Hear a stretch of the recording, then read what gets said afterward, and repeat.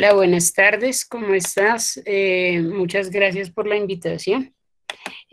A continuación vamos a hablar unas cosas de prevención y control de infecciones.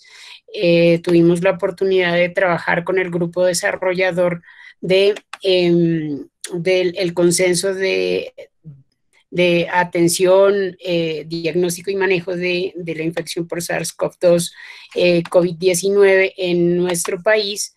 Entonces, vamos a hablar unos aspectos que espero les sirvan a todas las personas asistentes.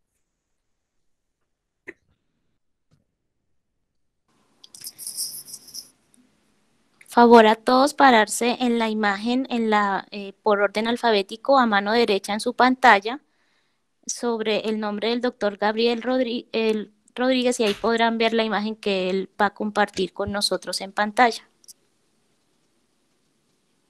Bueno, entonces, a ver cómo es que saca presentar.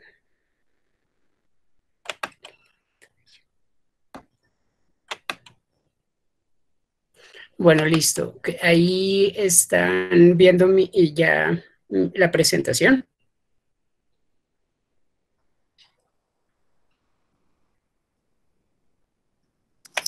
Sí, señor, sí logramos ver.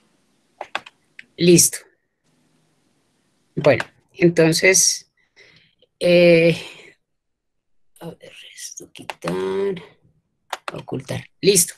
Bueno, entonces mi nombre es Gabriela Alonso Rodríguez Caicedo. Yo soy cirujana de la Universidad Javeriana, soy especialista en medicina interna y soy residente del programa de infectología de la Universidad Nacional de Colombia.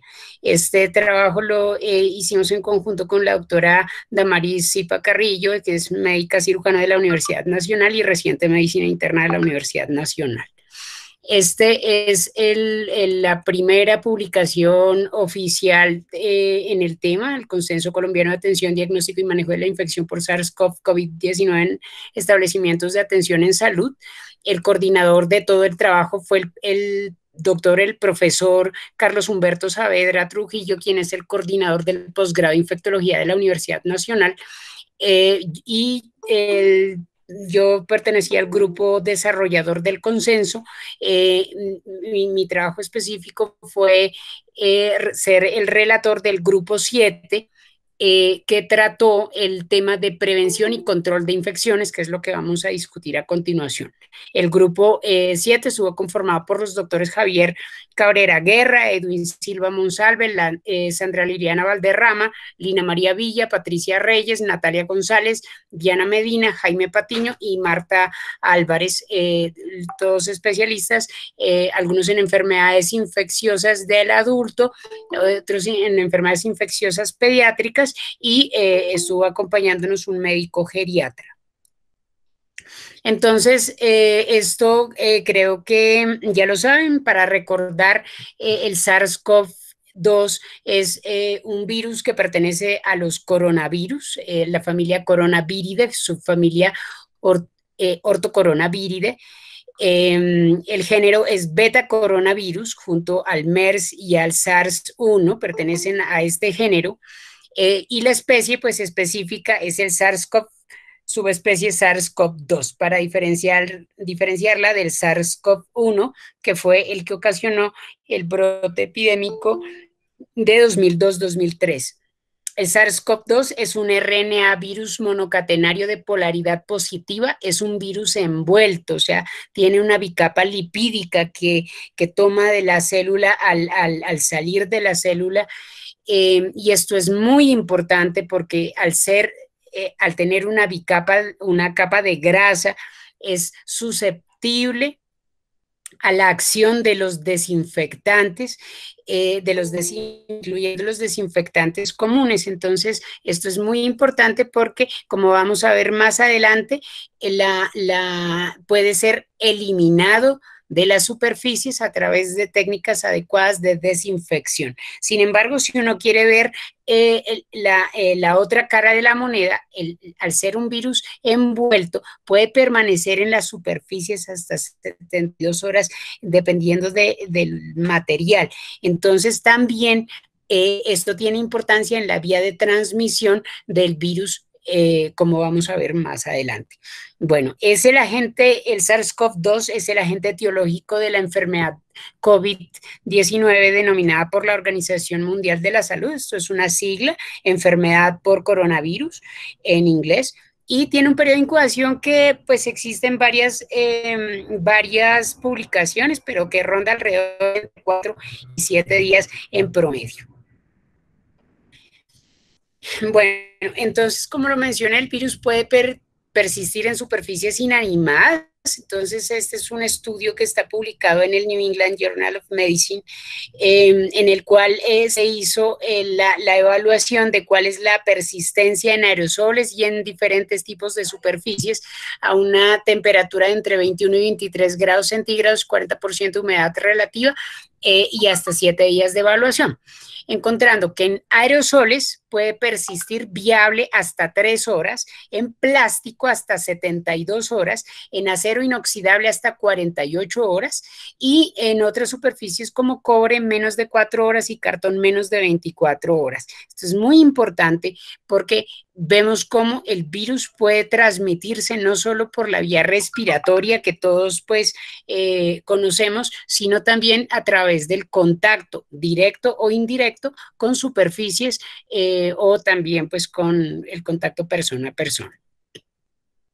Entonces, desde muy rápido nos dimos cuenta en la infección que tiene una alta transmisibilidad y una importante morbimortalidad.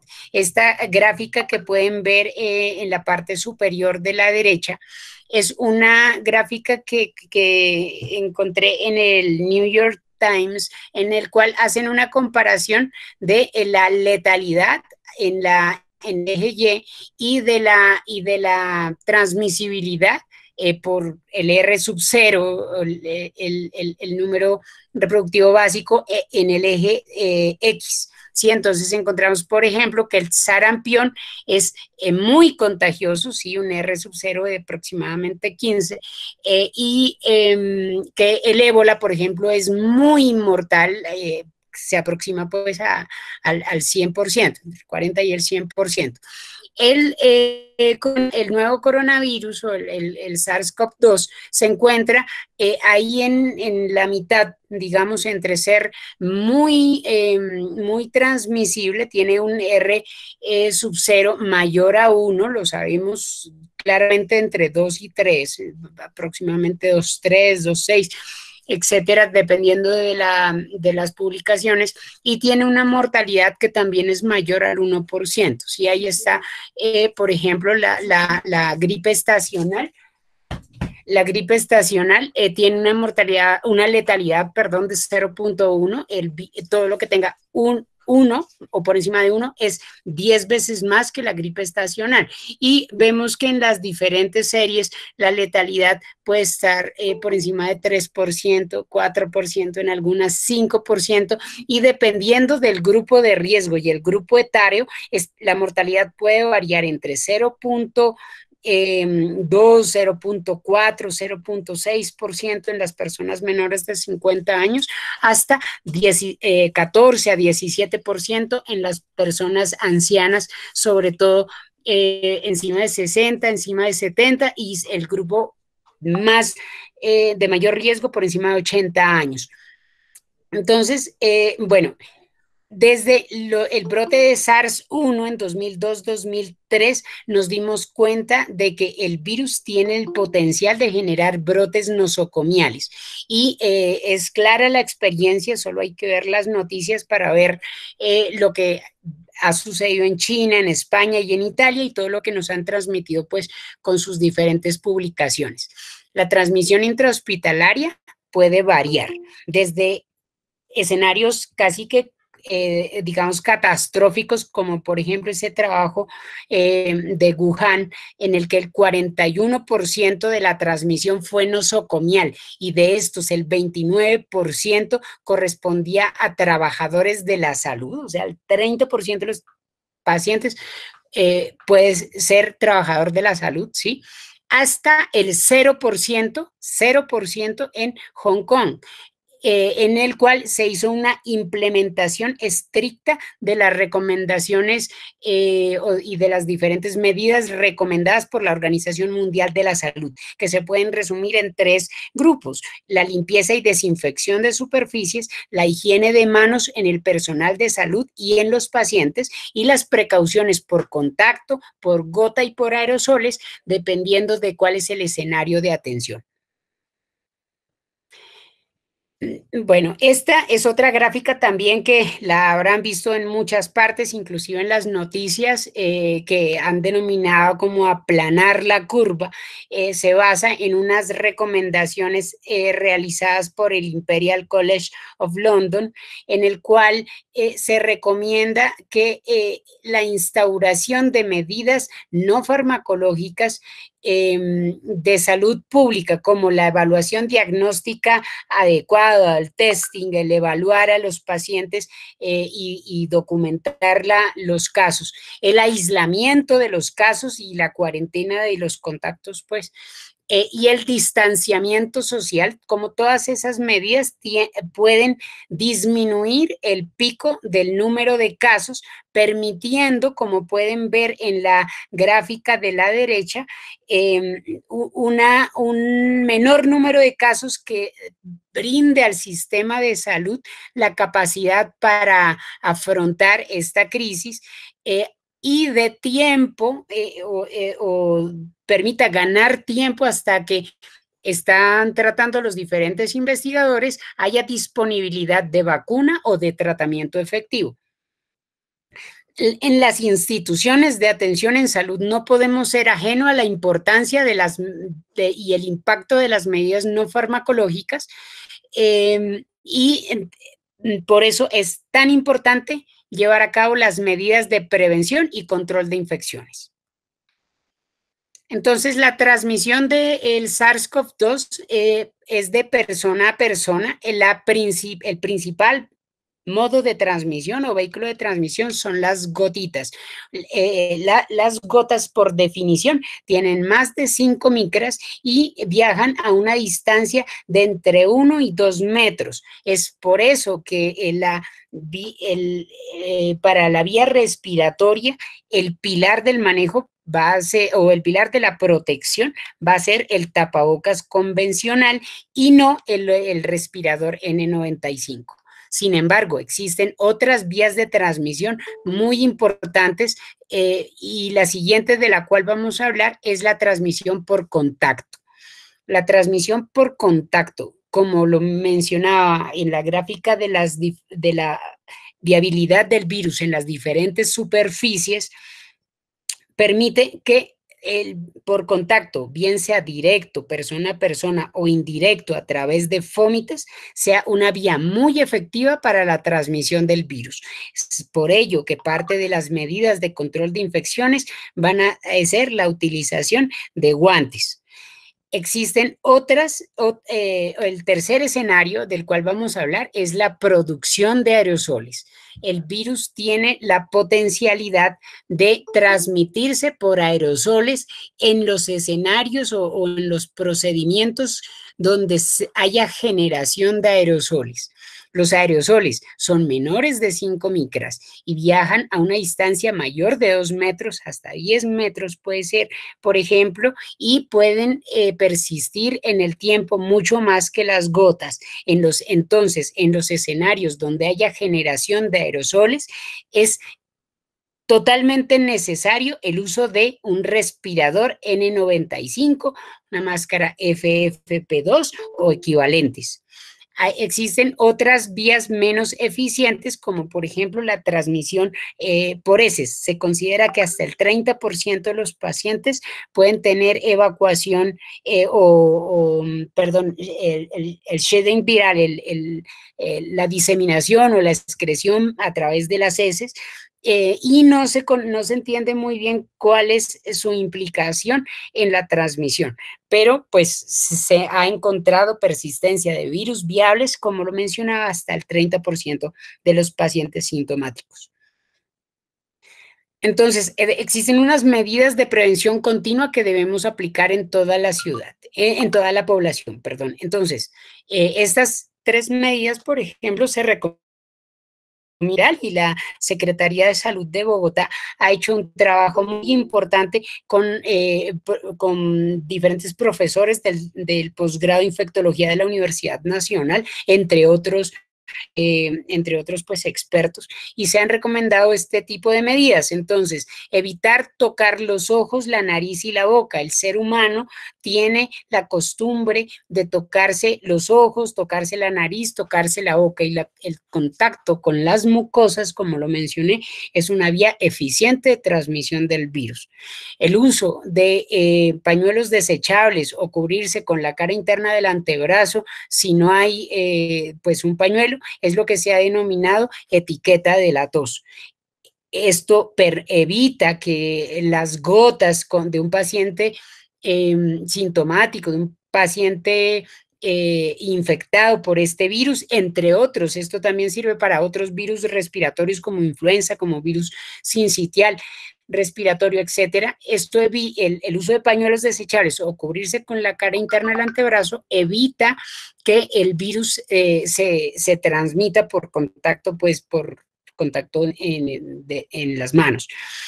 Y el uso de tapabocas, que es una medida, como dijimos, muy importante, está indicada únicamente si el paciente tiene síntomas respiratorios. Es decir, el paciente con síntomas respiratorios agudos. ¿Sí? Esto sirve para influenza, esto sirve para COVID, esto sirve para sincitial, esto sirve para rinovirus, etcétera. Ese paciente, esa persona debe usar tapabocas, y sus cuidadores inmediatos y sus contactos inmediatos también deberían usar tapabocas. Hay otras poblaciones, como por ejemplo los pacientes inmunocomprometidos, que tienen indicación de usar tapabocas, pero eso es por su condición propia pues de cada enfermedad o inmunosupresión. No está indicado para la comunidad general, para las personas sanas, el uso del tapabocas. Este es un insumo muy valioso que necesitamos para atender esta emergencia en salud, y el desabastecimiento puede tener consecuencias críticas. Entonces, el lavado de manos o la higiene de manos con productos a base de alcohol es fundamental. Entonces, existen diferentes videos que pueden ver en internet acerca de cuál es el procedimiento adecuado para hacer el lavado de manos. Esta gráfica es la recomendada por la Organización de la Salud y se encuentra en todas partes, en la cual se indica palma con dorso, entre los dedos, haciendo un candado, los pulgares y las puntas de los dedos, y después se retira con agua.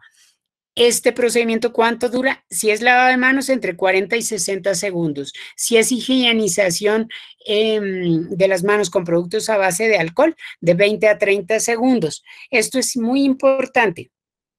¿Y cuántas veces debemos hacerlo? Todas las veces que sea necesario, todas las veces. Antes decíamos que 5, 6, 7, 8 veces, no, las veces que sea necesario, entre más veces mejor. Y siempre que haya disponibilidad de lavado de manos con agua y jabón, esa sería la vía de elección. Cuando agua y jabón, pues se utilizaría el alcohol glicerinado. Esto solo el lavado de manos puede reducir entre un 50 y un 60% la transmisión de este virus. Entonces, es una medida muy importante que tenemos que tener presente, tanto la comunidad general como todos los trabajadores de la salud. Bueno, entonces hay algunas recomendaciones también específicas que se recomiendan a la comunidad general, como por ejemplo la correcta alimentación, evitar compartir la comida y evitar compartir los utensilios de cocina, y después del uso pues desinfectarlos. Eso pues es importante en los pacientes sospechosos o confirmados. También evitar el contacto con personas enfermas. Ojalá que no haya acercamiento con personas enfermas a una distancia menor a 2 metros, por lo que dijimos que los virus respiratorios como como COVID-19 se transmiten por gotas a una distancia de entre 1 y 2 metros. Entonces, evitar el contacto con enfermos. Y si la persona está enferma, también tiene que evitar el contacto con los sanos. O sea, esto es en bidireccional. Entonces, pues tendría que quedarse en casa. Esto asociado a las medidas de distanciamiento de salud pública que nos indica, de acuerdo a la evolución de la pandemia y a los momentos pues, del comportamiento y de la transmisión local, tenemos que seguir los lineamientos de distanciamiento social emanados por las entidades competentes, que es el Ministerio de Salud y Protección Social, y pues su órgano técnico, el Instituto Nacional de Salud, y pues los entes territoriales que están en vía con el ministerio, como por ejemplo la Secretaría Distrital de Salud, etcétera. Entonces, específicamente para la prevención y el control de la infección intrahospitalaria existen 4 medidas transversales que se deben utilizar. Entonces, la primera es la higiene de manos, intensificación de la estrategia de higiene de manos recomendada por la Organización Mundial de la Salud. Esto es una medida muy efectiva, muy costo efectiva, y que ha demostrado desde el siglo XIX el impacto en la morbilidad y en la mortalidad de las enfermedades transmisibles. Y sin embargo, en muchos escenarios, la adherencia al lavado de manos no llega hasta el 80% de los casos. Entonces, este es un llamado, una oportunidad para fortalecer las recomendaciones de la Organización Mundial de la Salud de higiene de manos, lavado de manos con agua y jabón o higienización de manos con productos a base de alcohol.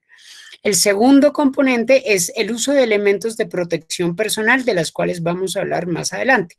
Y el tercero y el cuarto ya son cosas más específicas de los controles administrativos y los controles ambientales y de ingeniería que se recomiendan para la implementación de las diferentes instituciones de atención en salud. Entonces, en el consenso se hizo la recomendación o la consideración de la atención a los pacientes con patologías crónicas. Se recomienda hacer un triage ambulatorio basado en tecnologías de telecomunicación a cargo de enfermería profesional. Esto puede ser llamado telefónico, el celular, WhatsApp, internet, etcétera. No es necesaria la presencialidad para hacer un triage ambulatorio y evaluación de cuáles son las necesidades del paciente y cuál es la condición del paciente. Si el paciente necesita renovación de servicios médicos, esto es formulación de médicos insumos a cargo de médico general por vía electrónica. Si el paciente necesita teleasistencia médica, la teleasistencia se puede hacer por medicina general o por medicina especializada.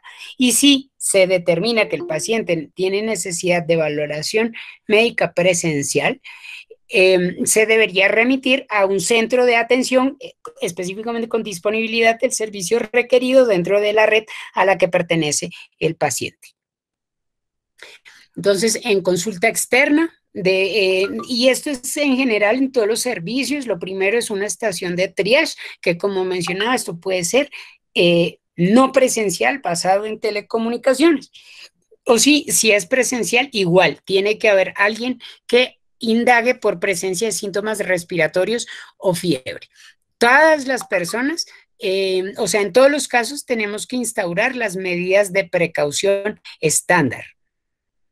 Y dependiendo de las características del paciente se determinarán si hay necesidad de instauración de medidas específicas de contacto, de precauciones de contacto, precauciones por gotas o precauciones por aerosoles. Si es posible, se indica reprogramar las citas y utilizar la etiqueta respiratoria que dijimos ahorita o etiqueta de la tos. El lavado de manos y toser adecuadamente en un pañuelo o en la cara interna del codo. Considerar para todas las IPS y EPS utilizar diferentes horarios que permitan distanciamiento social y evitar aglomeraciones, considerar la instauración de telemedicina, considerar la instauración de atención domiciliaria y la minimización de trámites presenciales. En servicios especiales, como por ejemplo la unidad renal, los pacientes que requieren hemodiálisis, se tiene que hacer nuevamente una evaluación, indagar si hay presencia de síntomas respiratorios o fiebre. Todas las personas tienen que tener medidas estándar, pero si el paciente tiene efectivamente síntomas o signos respiratorios o fiebre, y, o sea, es un paciente sospechoso y se puede... bueno, si hay un paciente sospechoso, se debería instaurar medidas de precauciones de contacto y precauciones por gotas si no hay generación de aerosoles. Y si hay algún procedimiento generador de aerosoles, que ahora vamos a mencionar cuál, pues la instauración de las precauciones por aerosoles, incluyendo el tapabocas, perdón, el respirador N95. Se recomienda realizar la hemodiálisis en unidad separada, aislada pues del resto de pacientes, ojalá en horarios diferentes, y si no es posible, pues instauración, por ejemplo, de córtex. Y se recomienda pues el tapabocas, el lavado de manos y toser adecuadamente, todo lo de la etiqueta de la tos. Llamar con anticipación si el paciente presenta fiebre, síntomas respiratorios o ya tiene un caso documentado de COVID-19 para que la unidad renal esté preparada para la atención del mismo. En oncología, básicamente lo mismo, un triage que puede ser por telecomunicaciones para contactar telefónicamente o al ingreso al paciente, indagar por presencia de síntomas respiratorios o fiebre, en todos los casos instaurar medidas de precaución estándar y evaluar si el paciente requiere atención de urgencias. Recordemos que el paciente oncohematológico tiene un inmunocompromiso muy importante, tanto por su enfermedad o condición de base como por sus distintos tratamientos oncoespecíficos. Entonces, un mal manejo de un caso en una unidad renal o, por ejemplo, en una unidad oncológica, pues puede ser catastrófico. Si el paciente de verdad requiere la atención en la unidad oncológica, se debe limitar el acceso a la sala, instaurar precauciones de contacto y por gotas y posterior a la realización pues, del tratamiento, hacer medidas de limpieza y desinfección. Los trámites o tratamientos que no sean urgentes se deben reprogramar. En el servicio de urgencias, nuevamente, tiene que haber un triage en el que se indague por síntomas respiratorios o fiebre, en todos los casos instaurar medidas de precaución estándar, que haya reconocimiento temprano de los pacientes con síntomas respiratorios sospechosos de COVID. Los casos sospechosos o confirmados de COVID-19, y perdón, el 19, deben ser aislados y debe instaurarse o recomendarse etiqueta respiratoria, tapabocas, lavado de manos y toser adecuadamente. Más adelante vamos a ver los equipos de protección personal específicos para cada escenario y las medidas de precaución específicas para cada escenario del hospital. Bueno, entonces, los casos sospechosos o confirmados de COVID-19 deben aislarse en observación o en hospitalización en sala general, por ejemplo. Entonces, se recomienda de entrada llevar habitación individual, bien ventilada y mientras las condiciones lo permitan, uso de equipo médico exclusivo que se desinfecte después de cada uso y, si es posible, personal exclusivo para el paciente. Sin embargo, si esperemos que no suceda, pero si sucede que el número de pacientes sobrepase la capacidad de habitaciones, se recomienda cohortizar los pacientes o agrupar los pacientes con una distancia de al menos 2 metros entre paciente y paciente. Esto es, agrupar todos los pacientes que tengan COVID-19, o sea, si no se puede ponerlos en habitación individual cada paciente, pues todos los pacientes con COVID-19 juntos, ¿sí? Con una distancia de al menos 2 metros. En unidades de cuidado intensivo se recomienda también una habitación la compresión negativa y recambio de aire si hay disponibilidad.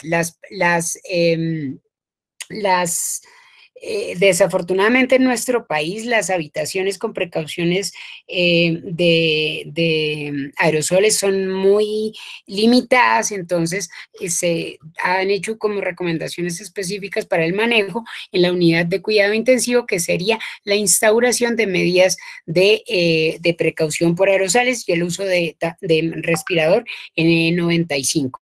Se recomienda un equipo médico exclusivo que se debe desinfectar después de cada uso y personal exclusivo si hay disponibilidad del mismo. Ahora, más adelante vamos a hablar un poquito más de este escenario que es muy importante. Entonces, el lavado de manos debe usarse en todos los escenarios: consulta externa, unidad renal, urgencias, observación, hospitalización, UCI, en general, en todas partes. Y recordar los 5 momentos de la Organización Mundial de la Salud. Entonces, 2 antes y 3 después. Antes del contacto con el paciente, antes de realizar una tarea limpia, o después del contacto con el paciente, después del contacto con el entorno del paciente y después de la exposición a fluidos corporales que pudieran haber generado una contaminación, ¿sí? Entonces, antes de tocar el contacto directo con el paciente, o sea, antes de, por ejemplo, entrar a la habitación a examinarlo, uno se tiene que lavar las manos o higienizar con productos a base de alcohol. Antes de realizar tarea limpia o aséptica, por ejemplo, canalizar un acceso venoso, colocar una sonda, hacer una terapia, etcétera. Después del contacto con el paciente, después de haber examinado, cuando salgo de la habitación, tengo que lavarme las manos o higienizármelas con alcohol. Después del contacto con el entorno del paciente, entonces entré, no toqué al paciente, pero toqué la cama, la mesa, la pared, etcétera. Recordemos que los fómites también son un vehículo muy eficiente de transmisión, de transmisión por contacto de este virus. Entonces, y de este y de otros microorganismos. Entonces, después del contacto con el entorno del paciente, tengo que lavarme las manos, así no haya tocado al paciente. Y después de una exposición a ruidos corporales, por ejemplo, entré a la habitación y cogí, obviamente con guantes, la bolsa el Cistoflo para ver cuál ha sido la diuresis del paciente. Después de hacer eso, tengo que lavarme las manos o higienizarme las manos con alcohol. Bueno, entonces, ¿cuáles son los elementos de protección personal? La definición de elementos de protección personal, de acuerdo a los CDC y a la OSHA, corresponde a la ropa o equipo especializado utilizado por los empleados para la protección contra materiales infecciosos, que debe ser utilizados de acuerdo al escenario de exposición. Eso es muy importante, es de acuerdo al escenario de exposición. No es que todo mundo tiene que estar vestido de la misma manera, es de acuerdo a la exposición, determina cuáles son los elementos de protección, cuáles son las precauciones que vamos a instaurar, y pues incluyendo el tipo de aislamiento. Para la atención, prevención y manejo de la infección por SARS-CoV-2, COVID-19, consideramos EPP las siguientes: guantes, mascarilla quirúrgica para todos los escenarios que no generen aerosoles, o respirador N95, FFP2 o equivalente para procedimientos que generen aerosoles, protector ocular, careta, monogafa, que es algo que muy frecuentemente nos olvidamos, y la transmisión, como les decía, no es solo por vía respiratoria, pues el contacto con las mucosas también es un vehículo de transmisión del virus.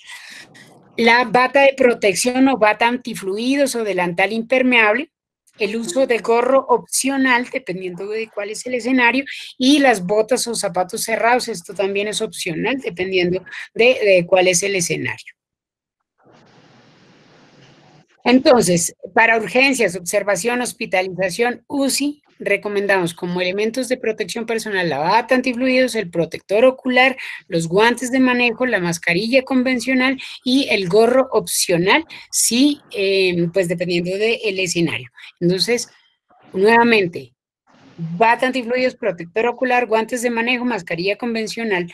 No hay necesidad de uso de respirador N95 en todos los escenarios porque no hay, o sea, el modo de transmisión principal del virus es por gotas. En los escenarios en los que se generen aerosoles, desde luego, deberán tomarse precauciones por aerosoles, incluyendo el uso de respirador N95. Bueno, y una cosa importante que, digamos, pues, por esta vía, pues es difícil de demostrar. Existen muchos videos para entrenarse en el uso adecuado de los elementos de protección personal, en el modo de colocación y en el modo de retiro. Si uno no los utiliza correctamente, al colocar los diferentes implementos puede dañarlos o al retirarlos puede exponerse y pues está perdiendo el uso, sino pues está contagiando en el momento del retiro. Entonces tenemos que, por favor, pues repasar todos esos... todas esas formas para la utilización de los elementos de protección personal. Bueno, entonces, esto es lo mismo que estaba mencionando ahorita. Por favor, una adecuada técnica para la colocación y el retiro de los elementos de protección personal. Ahí estamos viendo cómo la persona por encima de la bata, por ejemplo, se está colocando una bata antifluidos, se está colocando un protector ocular, la gafa, la careta facial, etcétera, y el uso de guantes. Y al final del procedimiento, nuevamente pues se está retirando los guantes, la protección ocular y la bata. Bueno, entonces, para los elementos de protección, para los escenarios donde haya procedimientos generadores de aerosoles, en urgencias, observación, hospitalización, cuidado intensivo, etcétera, en cualquier escenario, se recomienda el uso de respirador N95.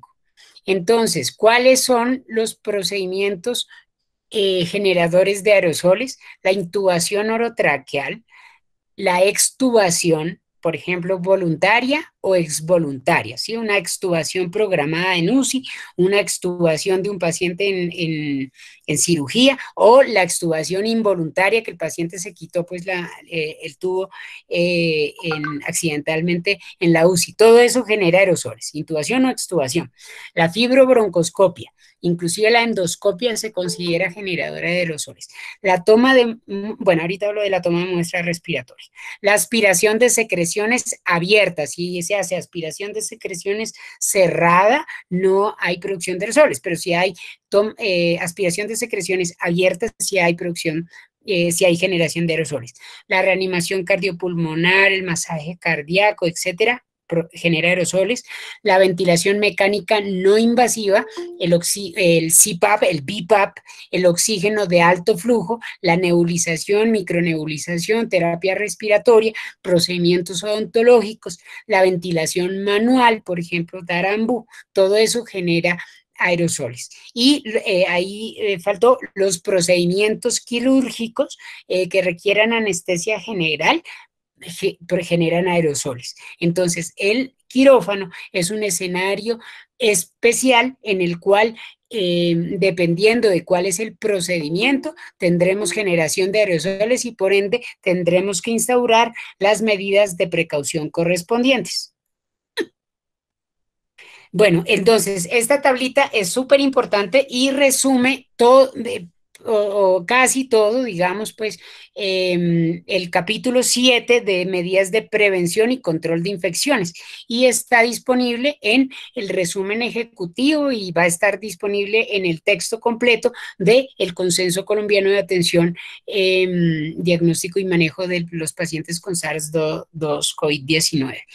Entonces, vamos a ver en la primera columna el área de la institución. En la segunda columna, el personal de salud o paciente. En la tercera columna, la actividad que realizan. Y en la cuarta columna el tipo de EPP o la actividad específica de precaución que se recomienda. Entonces, en urgencias, en hospitalización en sala general, en cuidado intensivo, en las salas de cirugía, en consulta externa, en laboratorios que manipulen perdón, antes de pasar a ese punto, de la toma de muestras respiratorias. Entonces, la toma de muestras respiratorias orofaringeas o nasofaringeas no se ha demostrado, bueno, sí induce tos y induce producción de gotas, ¿sí? No es claro si también es capaz de producir aerosoles. Entonces, la Organización Mundial de la Salud considera inclusive la toma de muestras respiratorias como no productora de aerosoles y por ende podría ser suficiente el uso de la mascarilla convencional, la mascarilla quirúrgica. Sin embargo, como existe esa duda de que eventualmente si hay producción, o sea, sí puede haber algo de aerolización, pues, de las secreciones respiratorias si el paciente tose o estornuda, por ejemplo, y si, pues, aunque no se entiende cuál es el impacto de esa potencial aerolización en una potencial transmisión el virus, como existe esa duda, dando el beneficio de la duda, digamos, y la protección al trabajador de la salud, se decidió considerar la toma de muestras respiratorias, tanto nasofaringeas como orofaringeas, como procedimiento generador de aerosoles y por ende deben instaurarse las medidas de precaución de aerosoles, incluyendo el respirador N95. Bueno, entonces íbamos a hablar de la tabla. Entonces, ya dijimos, urgencias, hospitalización, UCI, sala general, consulta externa, laboratorios con muestras de COVID. Entonces, para todos los trabajadores de la salud que tengan contacto directo con el paciente en procedimientos que no generen aerosoles, se recomienda mascarilla quirúrgica, visor, careta o gafas, bata manga larga, guantes no estériles, vestido de mayo el vestido, pues, el uniforme quirúrgico, pues, vestido de mayo debajo de la bata larga que dijimos, bata antifluidos que se retira al final del turno y opcional el uso de gorro.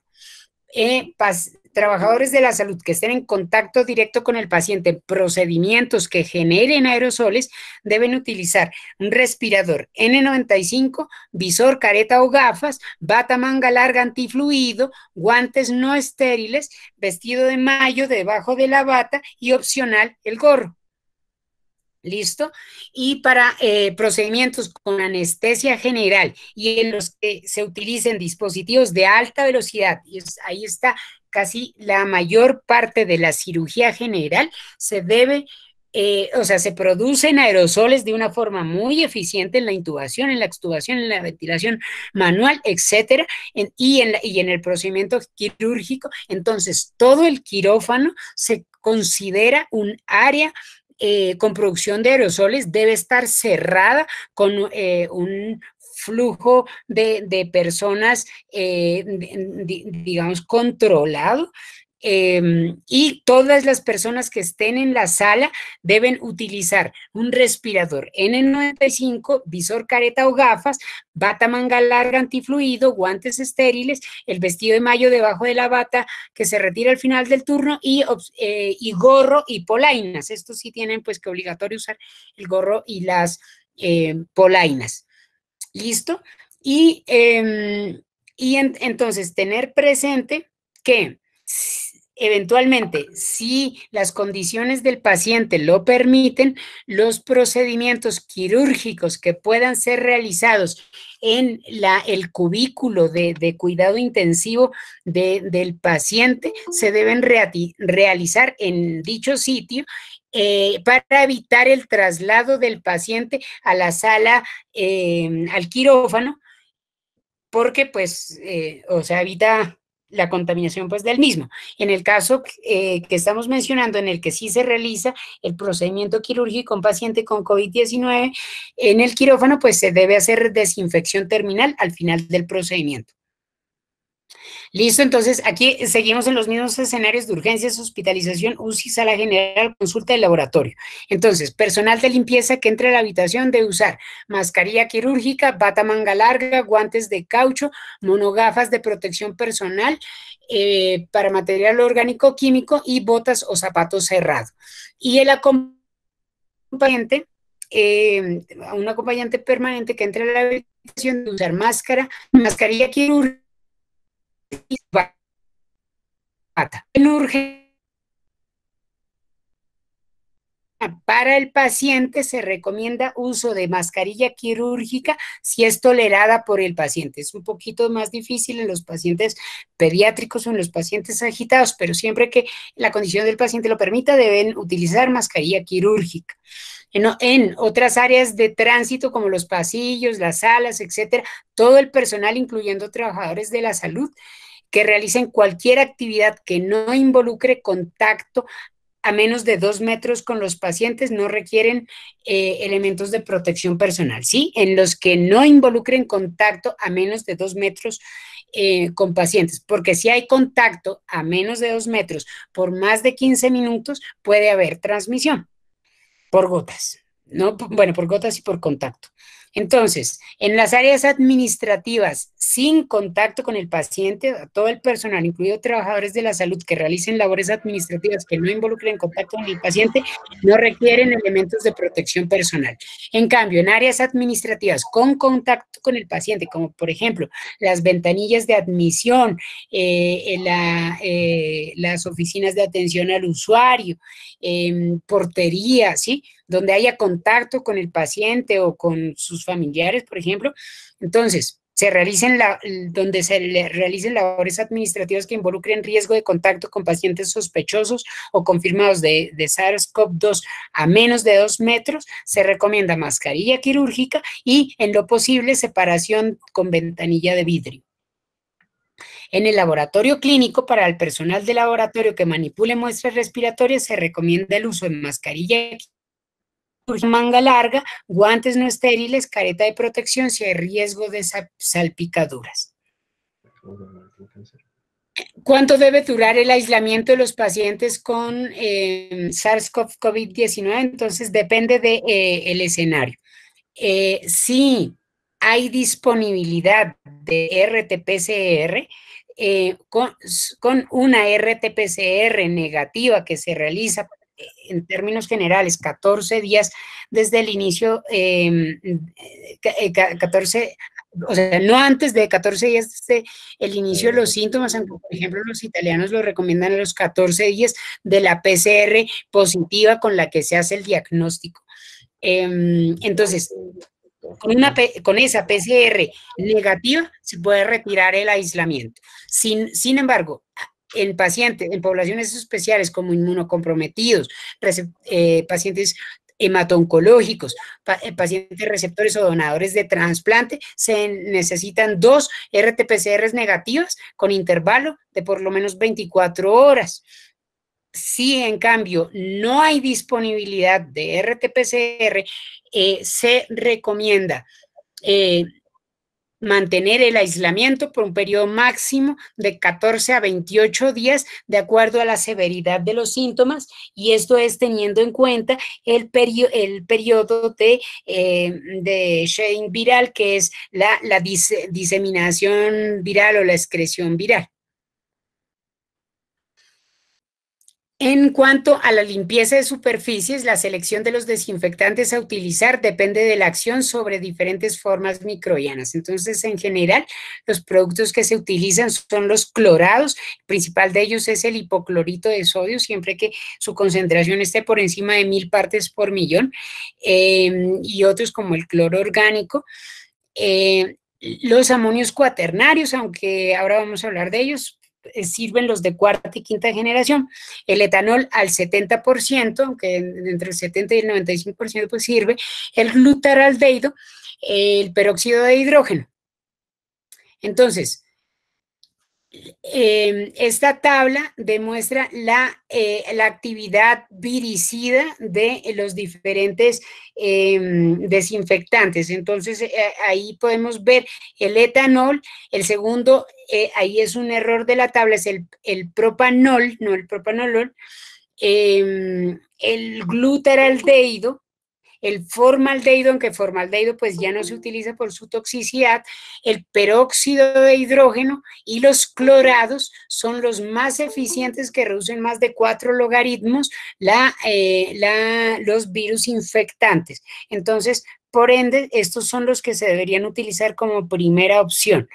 El cloruro de benzalconio y el cloruro de N-alquil dimetil bencil amonio, que son amonios cuaternarios, se deben utilizar como segunda opción porque tienen menor efectividad o menor actividad viricida y reducen en promedio 3 logaritmos su reducción de virus infectantes. Tener presente que la superficie de SARS-CoV-2 y el SARS-CoV también puede ser entre 24 y 72 horas en las superficies, y pues recordar el estudio que mostré al principio. Bien, eso es lo que quería mencionarles. Entonces espero que como mensajes claves, pues recordemos la importancia de las medidas de prevención y control de infecciones, la necesidad de instauración de precauciones de contacto y de gotas de acuerdo a la exposición, si no hay generación de aerosoles, o de contacto y precauciones por aerosoles, si hay producción de aerosoles. Tengamos presente la utilización de elementos de protección personal, la importancia de medidas de limpieza y desinfección de superficies. Muchas gracias. Bueno, muchas gracias a todos, muchas gracias, profe Gabriel Rodríguez, por tan interesante charla. Debido al tiempo, vamos a hacer unas pocas preguntas que se han hecho. La pregunta que realizaban al inicio de la charla, doctor, era ¿qué opinaba usted, dado que se ha visto mucho el manejo de los tapabocas realizados con material antifluidos y lavables que están tan en boga en la población en general?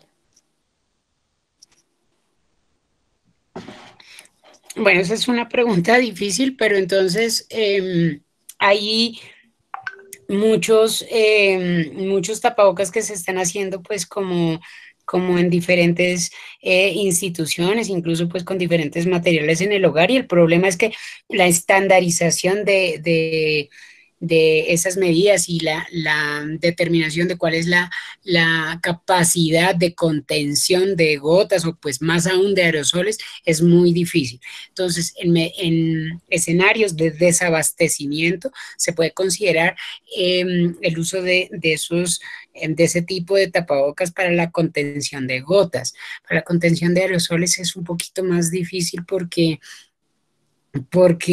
pues, o sea, obviamente estas cosas no están estandarizadas, pues su fabricación, y no se tiene certeza exacta, pues, de cuál es su efectividad para la contención de aerosoles. Entonces yo para los aerosoles lo haría más difícil. Para la contención de gotas, eventualmente en un escenario de desabastecimiento sí se podrían utilizar. Bueno, doctor, muchísimas gracias. Nos hacen otra pregunta en cuanto al uso de la mascarilla convencional con respecto al N95 en el escenario de urgencias. La pregunta la hacen específicamente si no se recomienda la N95 en general por el bajo o la baja probabilidad de generar aerosoles en ese escenario.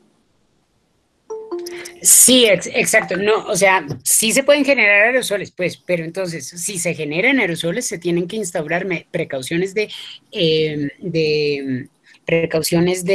por aerosoles, ¿sí? Entonces, o sea, tener presente nuevamente que la vía de transmisión del virus es principal por contacto y por gotas. Por ende, la protección es el tapabocas, la mascarilla quirúrgica, perdón.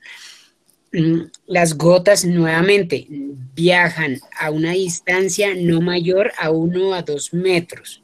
Entonces, la mascarilla quirúrgica es suficiente para la contención de gotas. Muchas imágenes circulan en internet que dicen que el virus es mucho más chiquito que el tapabocas, inclusive que es más chiquito que el N95, entonces que ninguna de estas cosas sirve. Esto es falso, ¿sí? Porque el virus se transmite vía respiratoria por gotas.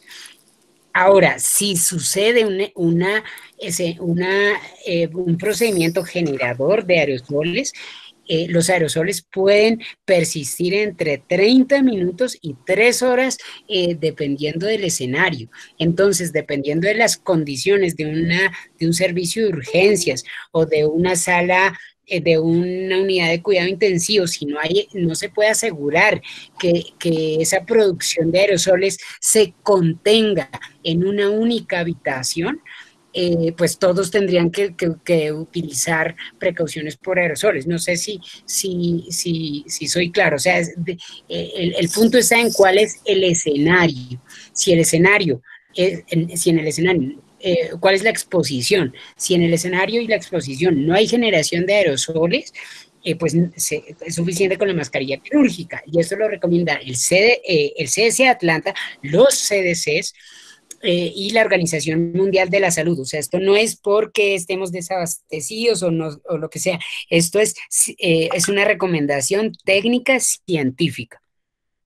En cambio, si hay un procedimiento generador de aerosoles, debe utilizarse ese tipo de precauciones. Por ejemplo, la sala ERA, todo el tiempo hay terapia respiratoria, micronebulización, etcétera. Todo el tiempo están produciendo aerosoles. Entonces, las precauciones en la sala ERA es un escenario de producción de aerosoles.